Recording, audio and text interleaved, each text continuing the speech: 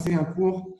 Alors, ce que j'ai voulu faire, c'est pas un cours habituel, donc pas un cours Gemara, Mishnah ou autre, mais essayer de faire découvrir quelque chose qui, évidemment, dans le monde des yeshivas, on connaît très bien, mais on va dire dans le monde un petit peu moins les yeshivas, donc le monde des gens du travail, ce que j'appelle, parce que je fais partie aussi des mondes des gens du travail, je vous rassure, et connais un peu moins. Et on va parler donc ce soir le début, notamment, d'un livre qui s'appelle Igveta de Meshicha, qui signifie les talons du Mashiach.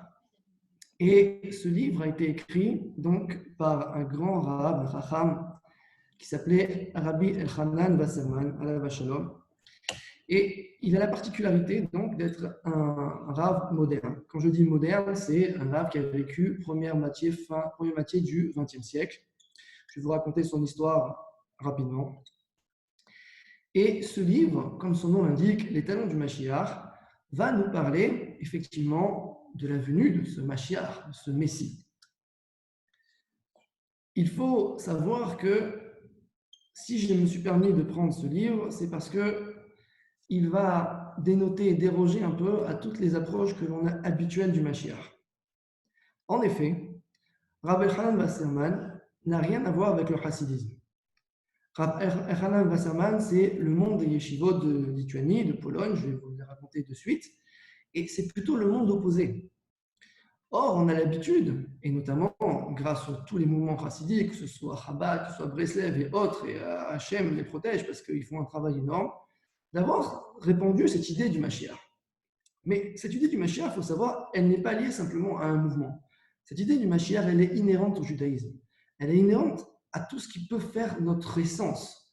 Et c'est pour ça que ce livre de Rabbi Elchanan Wasserman, qui est tout petit, il ne faut pas croire, ce n'est pas un gros livre, mais il va recenser ici tout ce qui va permettre de nous amener et de pouvoir nous mettre en condition de recevoir le Mashiach. Je ne dis pas va déclencher la venue du Mashiach, parce que lui-même n'en parle pas, mais va nous mettre en condition de pouvoir recevoir le Mashiach.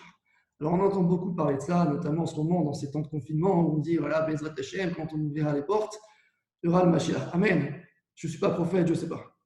Mais regardons déjà ce que nos maîtres, et l'un de nos maîtres les plus récents, et les plus grands, parce que ce petit livre, Igveta de Meshicha, c'est le tout petit livre de Rabbi Elchanan Wasserman. Rabbi Elchanan Wasserman a écrit des commentaires excessivement profonds sur tout ce qui est Gemara, tout ce qui est Talmud. Et ça, c'est vraiment un tout petit livre. Mais laissez-moi vous raconter son histoire. Avant toute chose, Rabbi Elchanan Wasserman, donc, il est né en Lituanie en 1875, donc dans une ville qui s'appelle Birzai. Et il est mort en 1941. Il a étudié auprès des plus grands maîtres de sa génération, que sont le Rav Chaim Soloveitchik, qu'on appelle le Rav de Brisk, qui était le Rav absolu dans le monde ashkénaze, fin 19e, donc début 20e siècle. Il faut savoir que pour avoir la smicha du Rav de Brisk, le Rav de Brisk devait en donner une ou deux par an et encore. C'était excessivement difficile. Ça ne veut pas dire que les élèves qui étaient là n'étaient pas méritants. C'était excessivement difficile. L'un des élèves les plus connus qui a eu la smicha du Rav de Brisk, c'est notamment le père du Rabbi de Lubavitch. C'est une autre histoire. Donc, Rabbi Elchanan Wasserman est allé là-bas étudier avec lui. Puis, il a étudié 7 ans à Radin auprès du Chafetz Chaim. Le Chafetz Chaim, donc, Rabbi Israël Meir Kagan HaKohen, qui est très connu pour avoir écrit son livre majeur qui s'appelle Shmirat HaLashon sur le Lashon Hara. Et il a été son élève principal. Mais il faut savoir que le Chafetz Chaim, qui a vécu presque 100 ans, c'est une histoire vraie qui a été racontée par les élèves de Rabbi Elchanan Wasserman, notamment, qui ont assisté à la scène. Un jour, Rabbi Elchanan est rentré chez le Chafetz Chaim et discutait de Torah, entre autres. Et le Chafetz Chaim lui a dit « Sache, mon fils, que toi, tu vas mourir al-Kiddush Hashem. Tu vas mourir en sanctifiant le nom de Dieu. » Le Chafetz Chaim est mort en 1933. Donc, on voit bien que c'est un peu avant la période du nazisme, la Deuxième Guerre mondiale. Il lui a dit bien avant, puisque lorsque Rabbi Elchanan a étudié chez lui, c'était vraiment le tout début du XXe siècle. Rabbi Elchanan a fondé une yeshiva, donc plutôt a été rosh yeshiva de la yeshiva qu'on appelle de Baranovitch, très grande yeshiva, donc dans le monde ashkénaze, Lituanie, Pologne.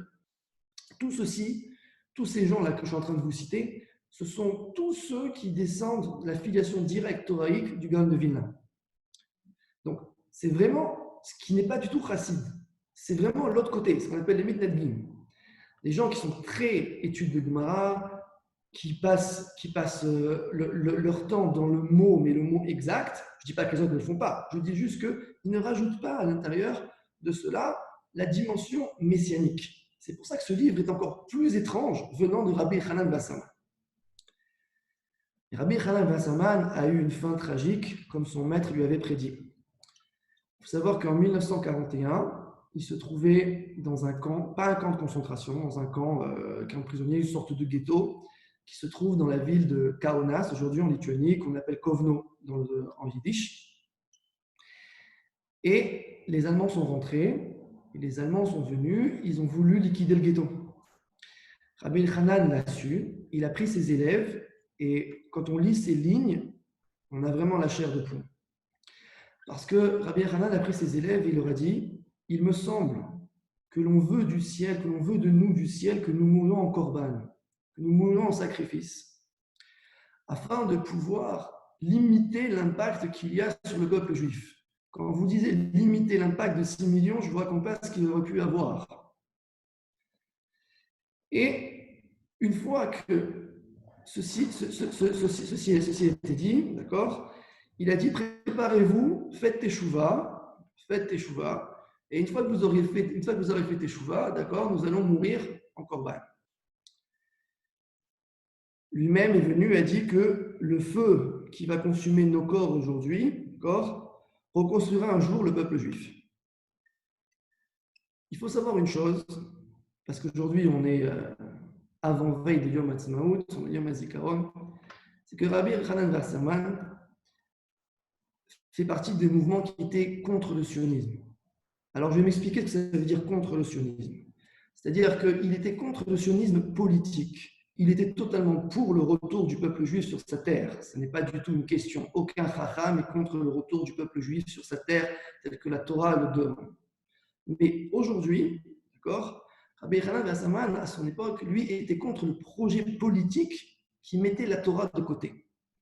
Donc ici, de son côté, on voit qu'il n'est ni du côté chassidique, donc ni du côté messianique, enfin messianique, on va dire messianique déclaré, ni du côté politique pour aller fonder un État juif, d'accord.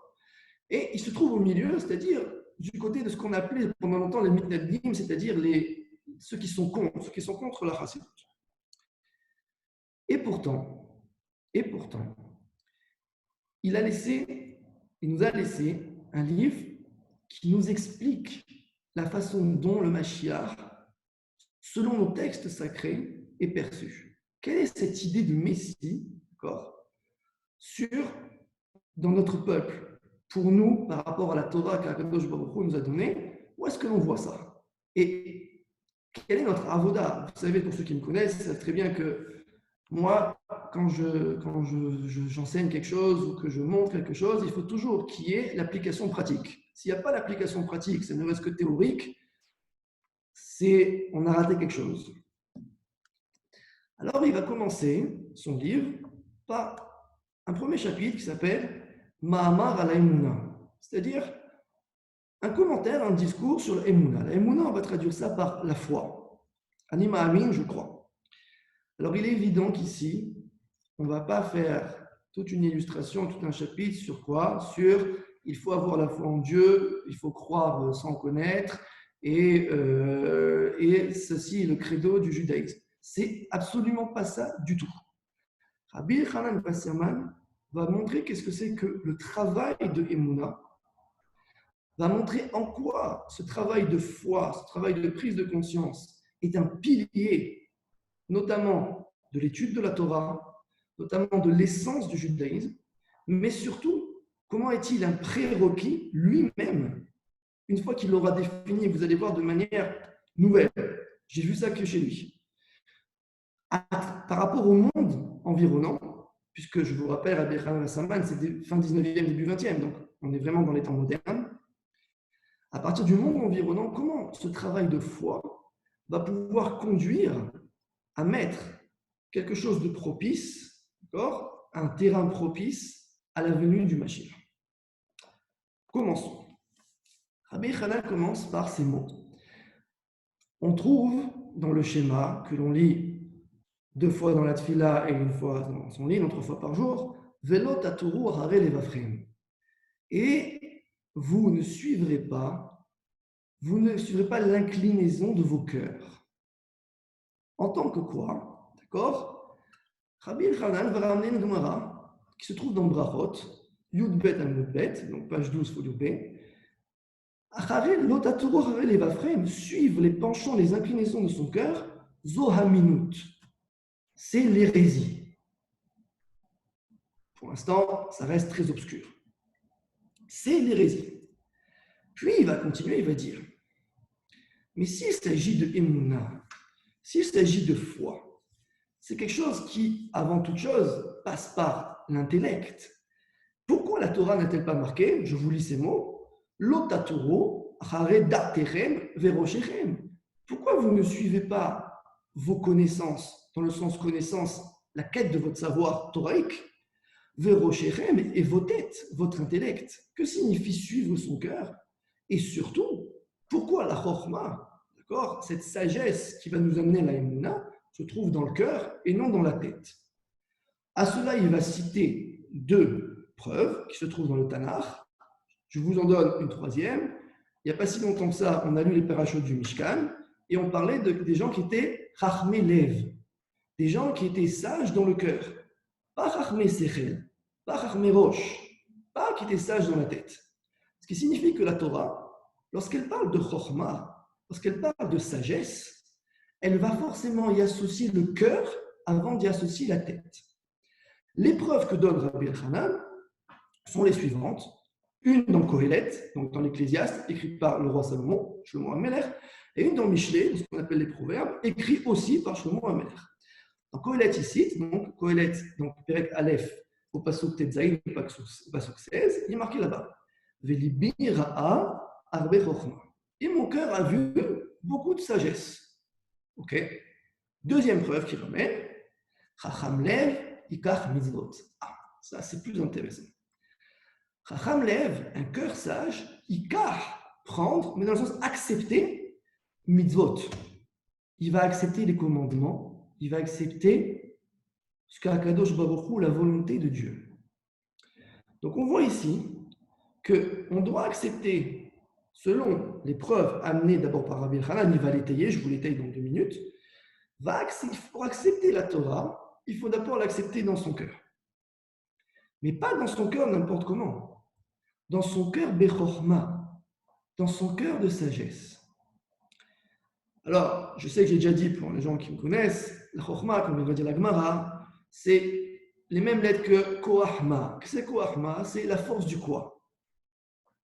Le questionnement. Le questionnement est inhérent à notre Torah. Le questionnement est inhérent à notre essence. Un juif qui ne se questionne pas, il passe à côté. Quelqu'un qui va accepter sans questionner, il passe à côté. On lui a demandé d'être racham. On lui a demandé d'avoir un questionnement. On ne lui a pas demandé d'avoir de réponse. On lui a demandé d'avoir la force du questionnement.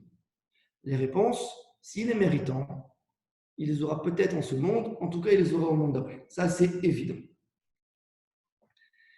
Pour cela, donc, Rabbi Elchanan va ramener une preuve que l'on trouve dans le Rambam, dans Maïmonide.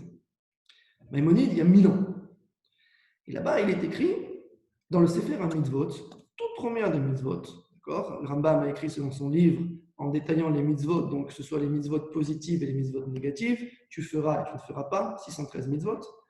Mitzvah Rishona, la première mitzvah que l'on trouve pour nous, et de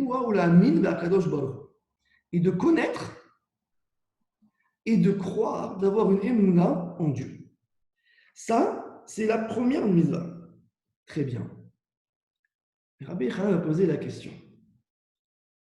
D'accord, merci Rambam de nous avoir dit ça. Mais l'objectif du Ham Israël, l'objectif du peuple juif, c'est toujours l'action, c'est toujours la mise en pratique.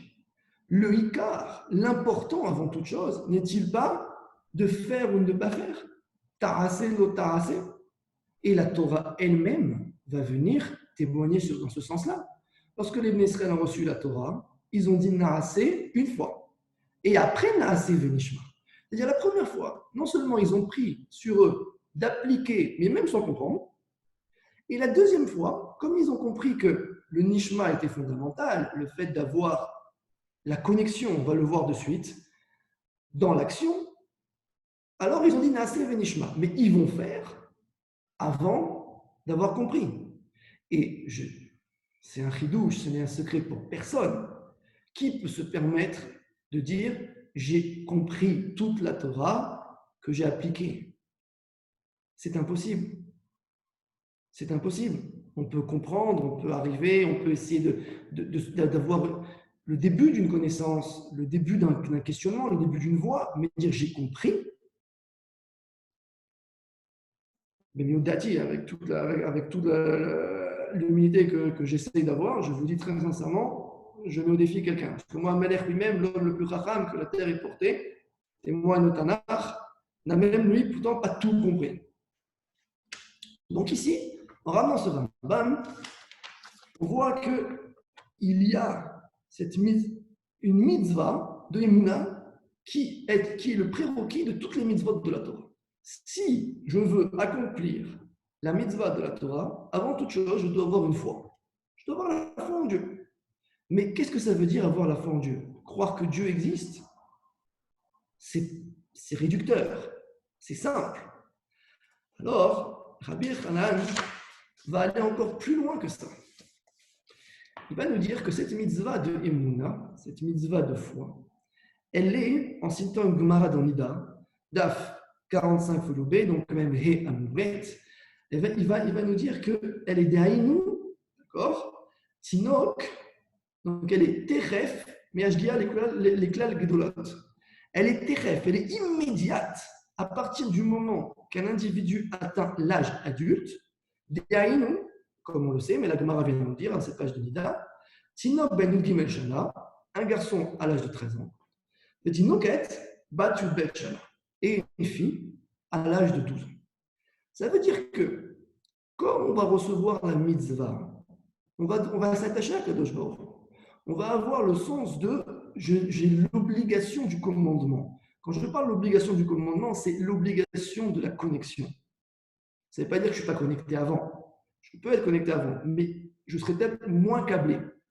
Cependant, va venir, avant que je puisse dire que je peux être connecté, l'obligation d'avoir cette émouna. La Gemara, elle est teref, immédiatement. Pas une seconde. J'ai 13 ans et un jour, teref. J'ai 12 ans et un jour pour une fille, immédiatement, c'est émouna. Et pourtant, ici, il va nous amener un chidouche que je n'avais jamais vu ailleurs. Cette mitzvah de émouna et ce différentiel qu'il y a dans le fait d'avoir la foi, puis prérequis à toutes les mitzvot, et quelque chose qui est un discriminant du peuple juif vis-à-vis des nations. Qu'est-ce que ça veut dire? Premièrement, on va exclure immédiatement le fait que les nations ne croient pas en Dieu. C'est pas vrai. C'est pas vrai. Parce que nous avons un tas d'exemples dans la Torah où nous voyons des gens qui n'appartiennent pas au peuple juif et qui croient en Dieu. Exemple, vous prenez le livre de Job, la Gemara va passer son temps à savoir si les juifs existaient, pas existaient. En tout cas, dans tous les cas, il n'est pas évident qu'ils soient juifs. Et même, il y a marqué Yir'e Hashem. Ils craignaient Dieu. Yitro craignait Dieu. Tous les gens qu'Avram et Sarah ont fait à Haran craignaient Dieu. Donc dire qu'il n'y a pas de crainte de Dieu à ce niveau-là chez les nations, c'est faux.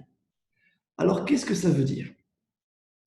Le Rambam, vous savez, toute sa vie, enfin en tout cas une grande partie de sa vie, puis encore après sa mort jusqu'à longtemps, à peu près 2-3 siècles, il a été attaqué parce qu'il a voulu concilier la philosophie d'Aristote avec la Torah.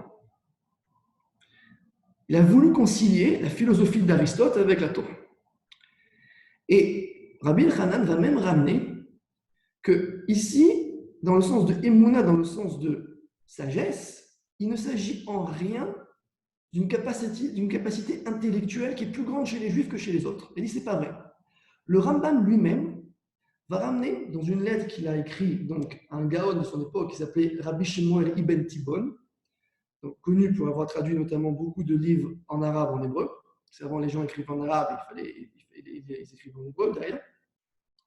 Et il dit que Aristote, le Rambam dit, Aïd Alav, je me témoigne sur lui, chez Sirlo ou les Matar Minevoua, que sa faculté intellectuelle, la façon dont il a expliqué les process du monde, faisait de lui quelqu'un qui était juste en dessous de la prophétie.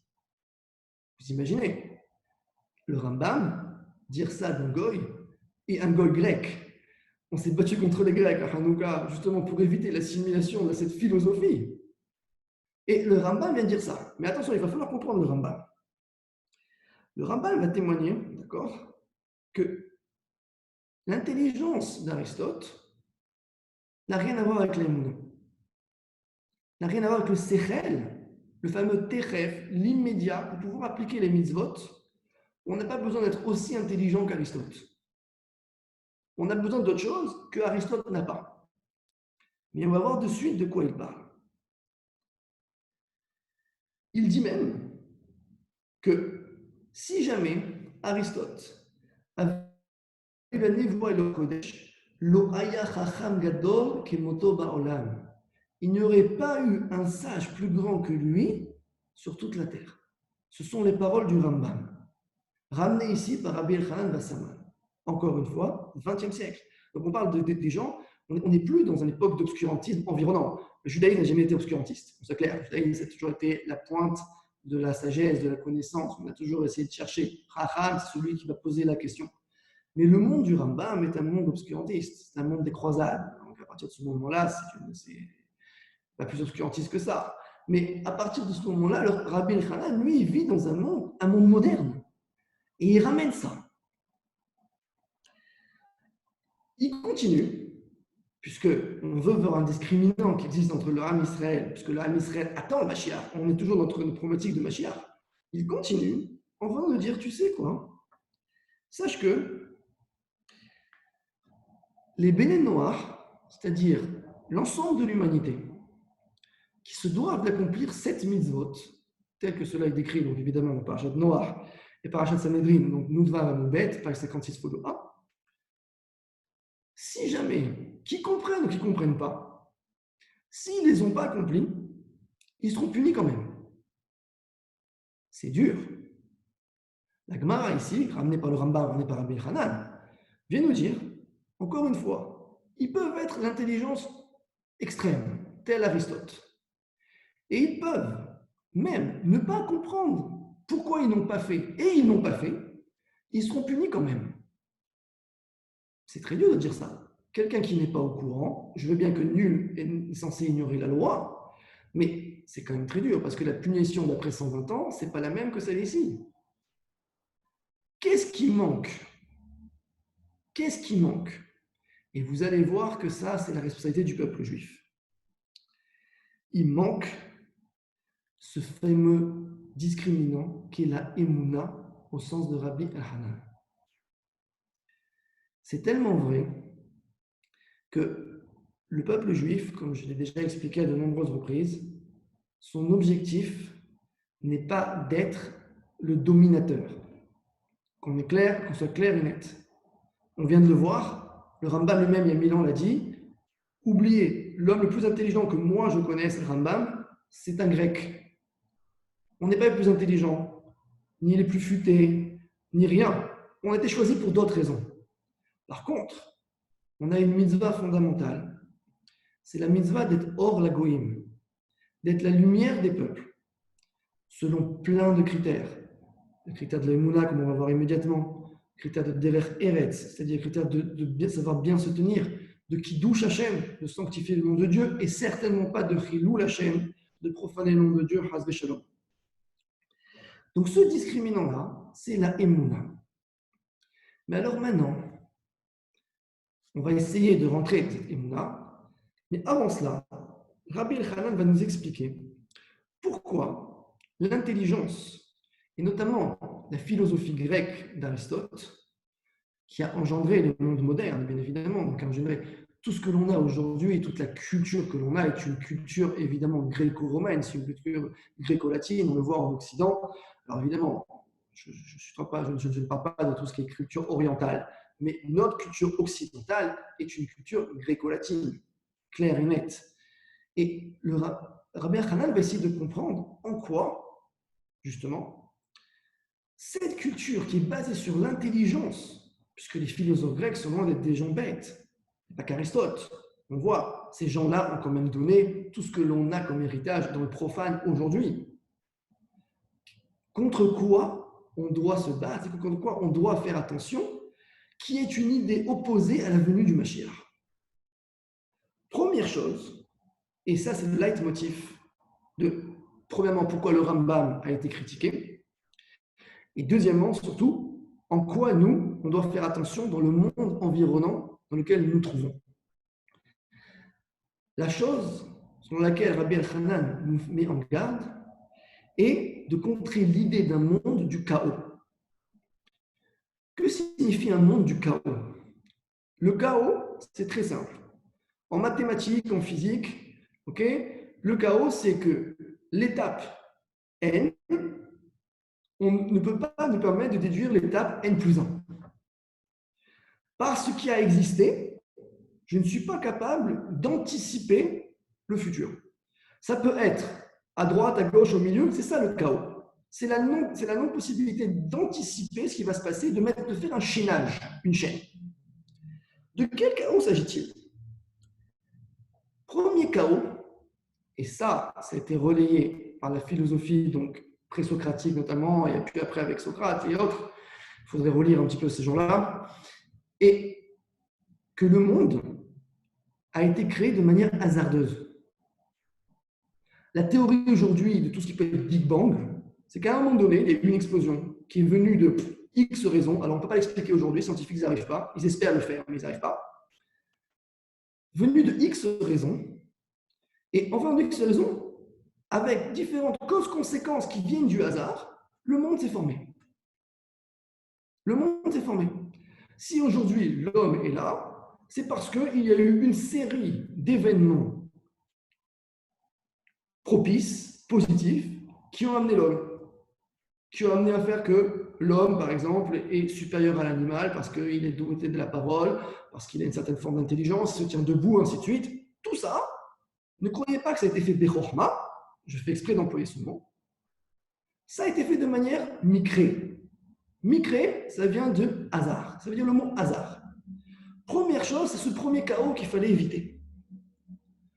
Deuxième chaos, qui est lié au premier, c'est que si le monde a bien été créé par Hachem, on veut bien croire qu'il y a une force supérieure qui a créé le monde. Vous l'appelez comme vous voulez. Si le monde a été créé par cette force supérieure, Bechorma, et je mets même le Bechorma, la force supérieure est tellement haute qu'elle se désintéresse complètement de ce qui peut se passer dans le monde aujourd'hui. Il n'y a pas de lien, il n'y a pas de conséquence entre ce qui va se passer dans le monde et cette force supérieure, que nous appelons Akadosh Baruch. Voilà les deux idées du monde environnant dans lequel se trouvait Rabbi Elchanan début 20e, et dans lequel nous ne sommes pas si loin, contre laquelle on doit lutter. La Emouna, la première chose, comme il vient de nous raconter, la Emouna, celle qui doit amener le Mashiach, c'est celle qui est censée se battre contre ça. Et évidemment, pourquoi le Mashiach est-il complètement à l'opposé de ces idées-là? Puisque le Mashiach signifie l'arrivée pour, entre guillemets, je mets vraiment des guillemets, la réparation du monde, l'harmonie du monde. Si l'harmonie, c'est un chaos, de toute façon, premièrement, ça n'existe pas. Et deuxièmement, même si je considère que la force supérieure a créé le monde, vu qu'elle s'en désintéresse, il n'y a pas besoin de mettre de l'ordre. Le Mashiach n'a pas sa place. Donc, pour un juif, selon Rabbi Elchanan, encore une fois, je prends ces mots, j'essaie de vous le résumer dans Amar al-Mouna, pour un juif, si on a l'idée de Mashiach, la Emouna première doit être cette Emouna qui va contre ces deux idées de chaos qui ont été véhiculées depuis des siècles et des millénaires, d'accord, dans la culture gréco-latine, via la philosophie, via les Lumières, via tout ce que vous voulez. Vous pouvez regarder, et à ce moment-là, un juif ne peut pas se permettre d'avoir ça s'il veut croire en Mashiach. Enfin, Mashiach, en la venue du Mashiach. Petite parenthèse, le Rambam, alav shalom, qui est un pilier du judaïsme, qui est un pilier de la halakha, Rabbi Yosef Karo, lorsqu'il a écrit Shulchan Aruch, il a pris 3 piliers, le Rambam, le Rif et le Rosh. Le Rambam, c'était assez haut comme idée, et on le voit malheureusement à chaque fois qu'il y a eu une idée nouvelle qui a voulu intégrer ce qui était bon dans le monde à l'intérieur du judaïsme, sans trop avoir d'explication, elle a été refusée par la majorité de peur de se fondre. De peur de se fondre, mais vraiment de peur de se dissoudre à l'intérieur. Petite histoire, on raconte que à peu près 50-70 ans plus tard, Rabbeinu Yonah Migerondi, qui habitait à Chiron, qui habitait à côté de Barcelone, il était contre le Rambam. Et il a lutté au tout début de sa vie contre le Rambam.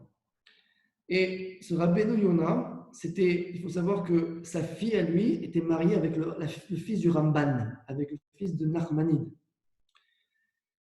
Il a lutté contre cette idée de philosophie et de comment est-ce que je peux intégrer la méthode aristotélicienne à l'intérieur de la Torah. Qu'est-ce que c'est que cette transmission, cette chachelette, qu'est-ce que c'est ça? Rabbeinu Yonah, il a vu, un jour, il y a eu un autodafé.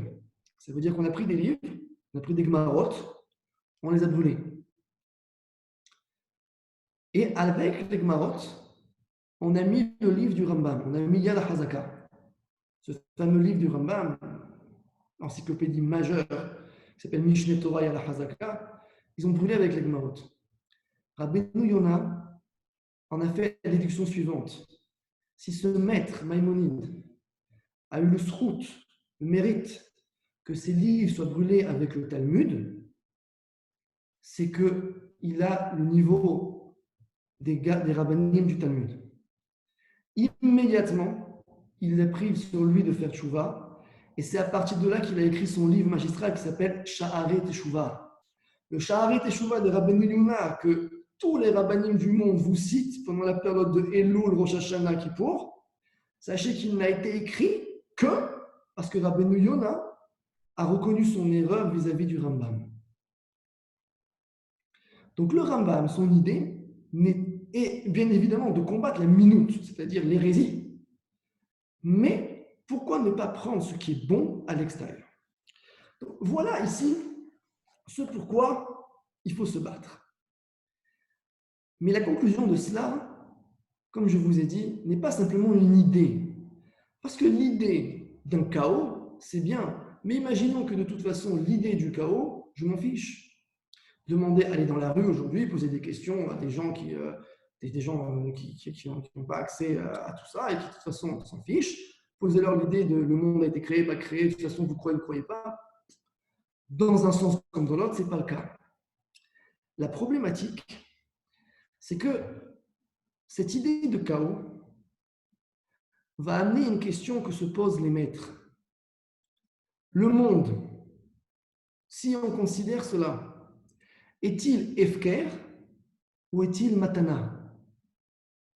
Est-il en libre service?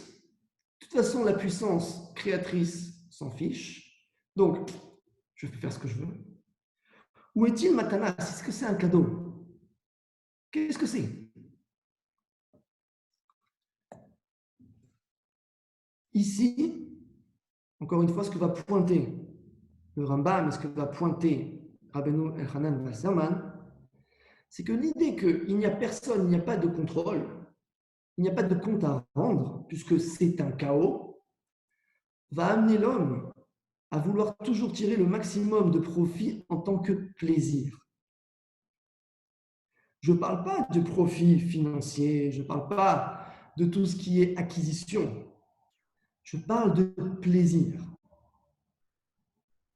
L'homme va rechercher de manière permanente et en constance son plaisir. C'est ce qu'on appelle l'hédonisme.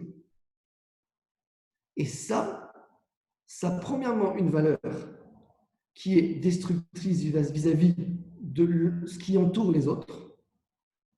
Puisque si je cherche mon plaisir, si j'ai un obstacle face à mon plaisir, je vais faire fi de l'obstacle. Premièrement. Et deuxièmement, qui va amener une non-construction. Puisque étant fait de chair et de sang, je disparais. Qu'est-ce que j'ai laissé derrière moi? Rien. Mais la question qu'on se pose, la Torah, est-elle contre le plaisir? La Torah est-elle contre ça? La réponse est évidente. Non. J'en veux pour preuve. Comment est appelé Shabbat dans Yeshayahu? Vekarata la Shabbat, reneg. Tu appelles un Shabbat un délice. Un délice dans le sens fais-toi plaisir. Tu dois avoir ce sens du délice, tu dois savoir ce sens, excusez-moi l'expression, ce sens du kiff. Ça doit être quelque chose qui doit être une dynamique, un moteur pour toi, y compris dans la Torah, mais de manière encadrée. Car si vous vous rappelez ce qu'on a lu la semaine dernière, Parashat Tazria, qu'est-ce qui nous arrive? Une néga. Une néga, c'est une plaie. C'est, vous tournez les lettres, c'est en nègre. Celui qui cherche son plaisir permanent, c'est-à-dire son égoïsme, et qui va justement essayer de détruire l'autre par son lashon hara, dans le cas de la tzarat, alors, si c'était plaisir en parlant, Akadosh Baruch Hu va lui rendre d'une autre manière en gardant les mêmes lettres. Roneg, nega. C'est pour ça que le roneg doit toujours être encadré. Le Shabbat a des centaines de halachot, parce que si on faisait un Shabbat complètement débridé, out of control, on serait complètement à côté de la plaque et on tomberait dans la néga et plus dans le roneg. Donc on voit ici que la Torah est OK pour le plaisir. Mais quel plaisir? Comme on l'a expliqué au tout début, la question est de savoir pourquoi la chokhma, la sagesse, se trouve dans le cœur. Elle doit être dans le cerveau. Quand on demande de réfléchir, on demande de réfléchir avec ma tête. Je ne vais pas réfléchir avec mon cœur. Il n'est pas fait pour ça. Toutes les connectivités en termes de neurones et autres ne sont pas faites pour ça. La matière grise, c'est le cœur, c'est le cerveau, ce n'est pas le cœur. Alors, quel est le rôle du cerveau? Parce que le cerveau a forcément un rôle. Et ici, Rabbi Elchanan va faire une petite parenthèse, une petite digression.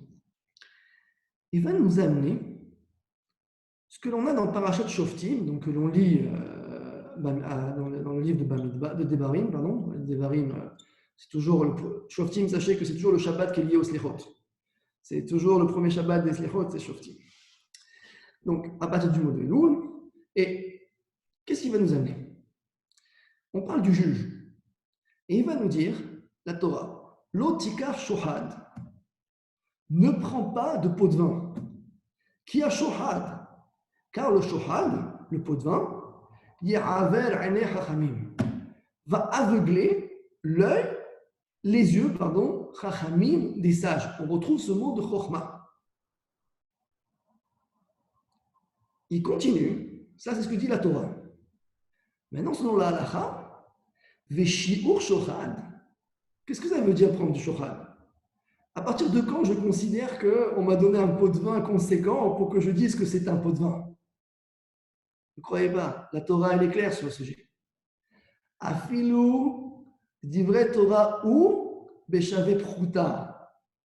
Même le plus petit, la plus petite unité, la plus petite pièce en circulation dans le pays dans lequel vous vous trouvez, imaginez-vous 1 centime d'euro de nos jours, c'est considéré comme du shohad.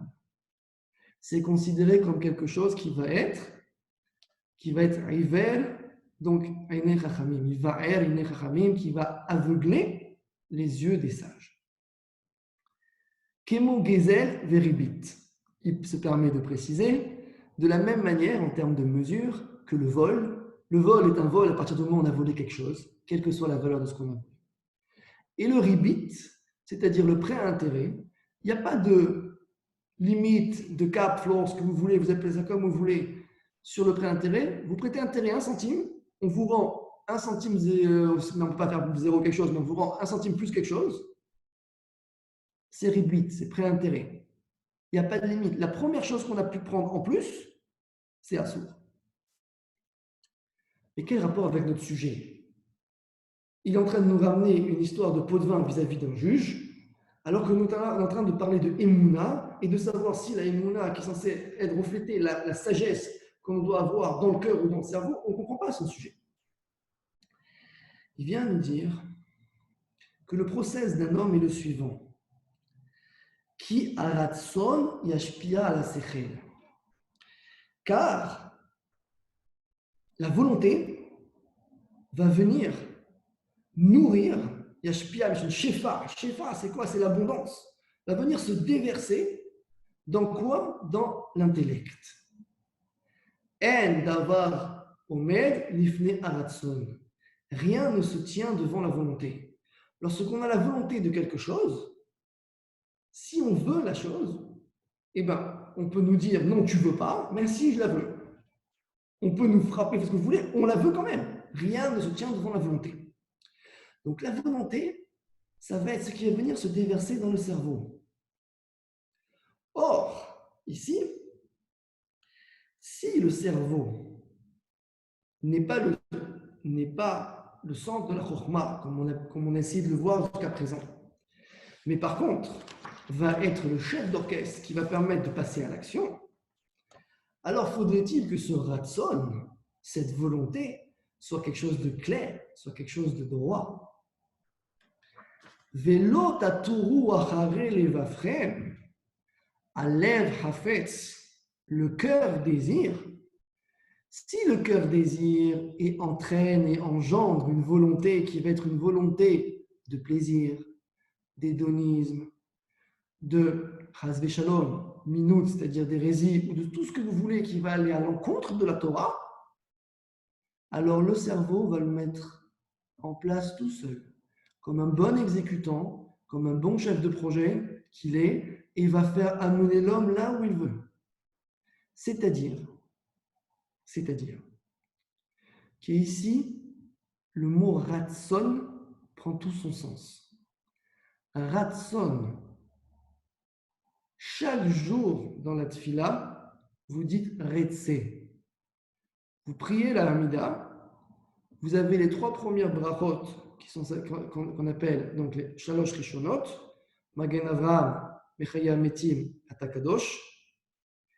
Vous avez ce qu'on appelle Tzorket Tzibur, c'est-à-dire quoi? C'est-à-dire les besoins de la communauté, la santé, la parnassa, et ainsi de suite. Vous faites Shomer Tefila, celui qui écoute la prière, et immédiatement Retse. Qu'est-ce que c'est Retse? C'est fais en sorte que ta volonté soit ce que je viens de te demander. Tu vois, j'ai prié pour moi, j'ai prié pour mon peuple, parce qu'on prie toujours la première personne du pluriel. J'ai prié pour mon peuple, qu'on ait la parnassa, qu'on ait la santé, qu'on ait la geoula, c'est-à-dire qu'on ait la libération, tout ce que tu veux, tout ce que vous voulez. Rachamim nous ont dit dans Shomer Tefila, la prière d'avant, vous pouvez rajouter ce que vous voulez. Abu Draham, il va dire, c'est le moment propice. Mais Retse, tu dois agréer. Si toi tu n'agrées pas, je peux vouloir ce que je veux, ça ne va jamais se réaliser. Retse, ça vient du mot ratz. Ratz, ça veut dire courir.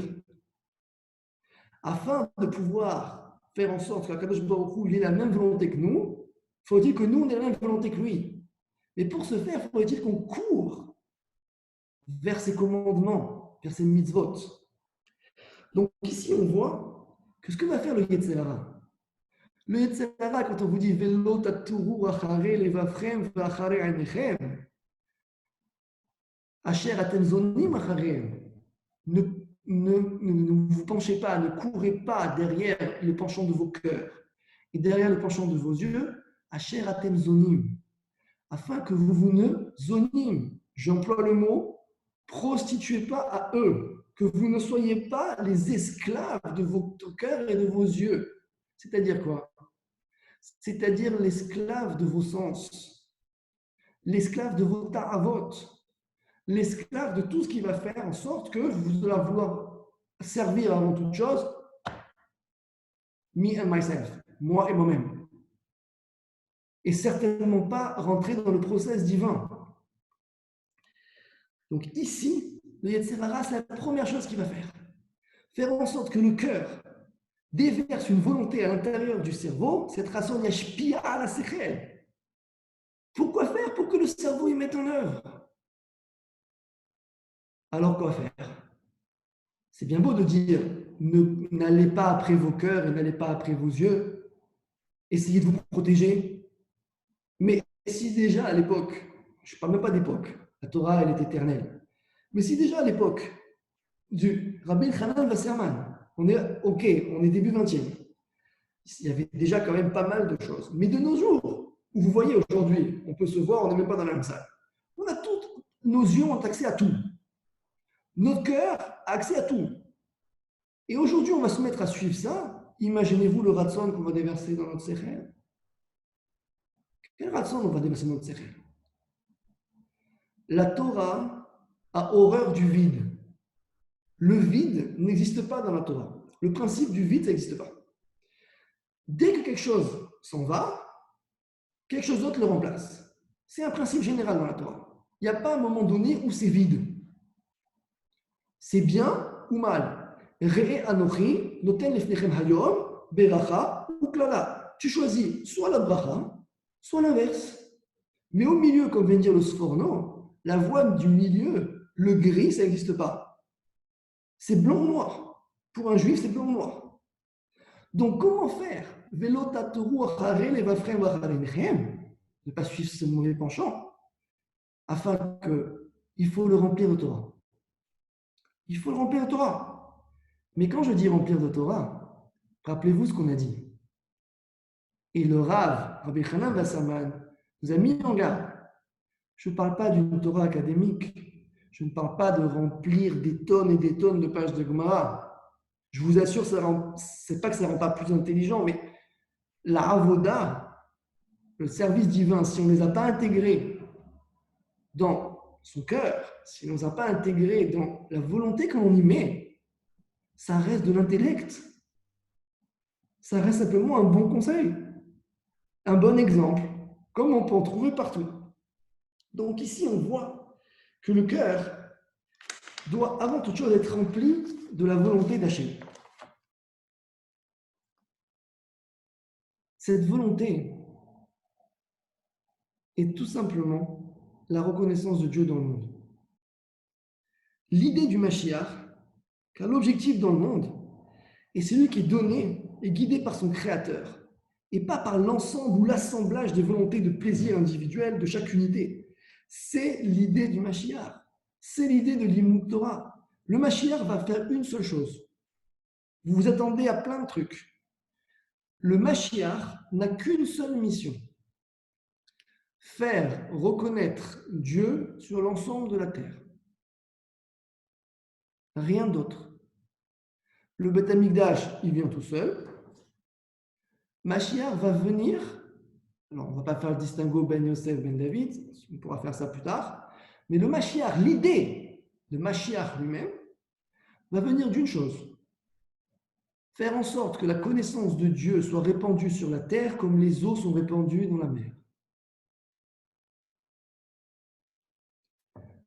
Donc, une fois qu'on a dit ça, revenons à notre origine. Ma'amar ala emuna. On parle de emuna, on parle de foi. Quelle foi on parle ici? Puisqu'on a bien démontré que c'était avant toute chose, ce n'est pas quelque chose qui se trouve dans le cerveau. Pourquoi? Parce que le cerveau, c'est quelque chose qui va être un exécutant. Parce que ce qui va générer le questionnement, c'est le cœur. Le cœur doit être au centre de tout. Le cerveau doit être rempli de ratson. Le ratson doit être celui de Dieu. C'est-à-dire la volonté doit être celui de Dieu. Comme va dire Pirkei Avot, fais en sorte que ta volonté soit la sienne afin que la sienne soit la tienne. Seule l'étude de la Torah t'amène de remplir et de ne pas laisser se développer le Yetzer Hara, c'est-à-dire la volonté divine. C'est tellement vrai que le Pirkei Avot, dans le 6e chapitre, qui est considéré ou non appartenant au Pirkei Avot, qu'on appelle Kinyan Torah. Je vais nous dire Mishnah Bet, deuxième Mishnah. En lecha ben chorin, ne t'imagine pas que tu es libre. Et là, Mishiosek Batorah, ne t'imagine pas que tu es libre d'étudier la Torah ou non. Ne t'imagine pas de ça, ou d'appliquer la Torah. Tu n'es pas libre de ça. Parce que si tu crois que tu es libre, le Yetzer Hara va te rendre esclave. Tu vas être esclave de tes tarvot, tu vas être esclave de tes envies. Et de ce fait, tu ne pourras pas lutter. Retrouver sa liberté. C'est pour ça qu'ici, pour conclure ce premier chapitre, Rabbi Elchanan Bassaman va nous dire le premier pilier, c'est la Emouna. Qu'est-ce que la Emouna en son sens? La Emouna en son sens, c'est croire en Akadosh Baruch Hu en raffinant ma personne par rapport à l'ensemble de mes volontés, que je parle de volonté, je parle de mes désirs, de mes pulsions, de tout ce que le Yetzer Hara peut m'amener pour m'éloigner de Dieu. La Emouna, c'est pas je crois en Dieu. Ah, je crois en Dieu et à côté, Dieu existe, c'est parfait. J'y crois à fond. Mais à côté, je me laisse submerger, envahir. J'ai un raz-de-marée, j'ai un tsunami chaque jour. Ne pas suivre son cœur, ne pas suivre ses yeux, c'est avant tout cette chose-là. C'est avoir une émouna dans le sens raffinement de la personne. Un raffinement de la personne en termes de ta'ava, en termes d'égoïsme. Ça, c'est le premier pilier. Le deuxième écart, qu'on verra la prochaine fois, Bezrat Hashem, c'est, une fois qu'on a dit ça, on croit en Dieu. Il faut croire que la Torah mina shamayim, la Torah vient du ciel. On le développera la prochaine fois si tu veux.